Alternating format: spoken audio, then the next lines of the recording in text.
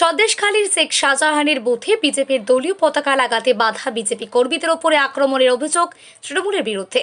মুহূর্তে viral video আছে।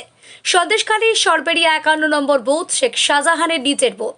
বেশ কিছু বিজেপির কার্যকর্তারা বিজেপির দলীয় পতাকা লাগাতে যায়। সেই সময় এলাকার বেশ কিছু তৃণমূলের কর্মীরা বাধা দেয়। দলীয় পতাকা খুলে নেবার পাশাপাশি বিজেপির কর্মীদের মারধর করে বলে অভিযোগ।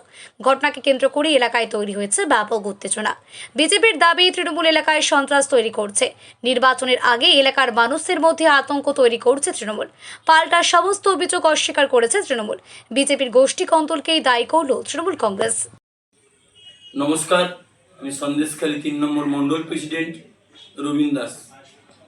দেখুন, সরবেরিয়া আগারাটি অঞ্চল 51 নম্বর বুথ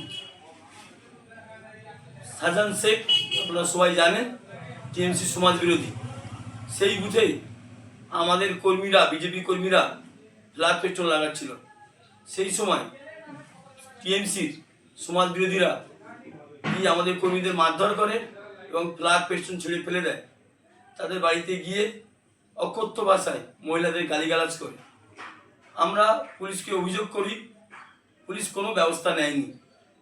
আমি অবিলম্বে নির্বাচন কমিশনারকে আবেদন করব উপযুক্ত ব্যবস্থা নেওয়ার জন্য, যাতে সাধারণ মানুষ আতঙ্কিত না হয় এবং নির্ভয়ে থাকতে পারে। ধন্যবাদ। দেখুন, বঙ্গ বিজেপি গোষ্ঠীদ্বন্দ্বে জেরবার, টপ টু বটম এই একই সমস্যা সর্বত্র। আর সন্দেশখালীতে এটা তো নতুন নয়, এটা পুরানো বিষয়। তাই পতাকা ছিঁড়ে দেওয়া, খুলে দেওয়া, না লাগানো, এই ধরনের অভিযোগ তৃণমূল কংগ্রেসের নেতাকর্মীদের করার কোনো প্রয়োজনই নেই। এটা তাদের নিজেদের দলের যারা নিজেদের মধ্যে বিরোধী আছে, তারাই এই কারণের জন্য যথেষ্ট।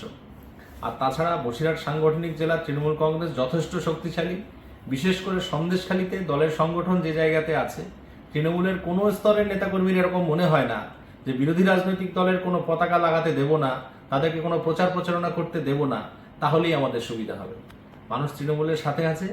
এবারের বিধানসভায় আমাদের দলের প্রার্থী যিনি দাঁড়িয়েছেন বিপুল ভোটে জয়যুক্ত হবেন, সেটা শুধু সময়ের অপেক্ষা।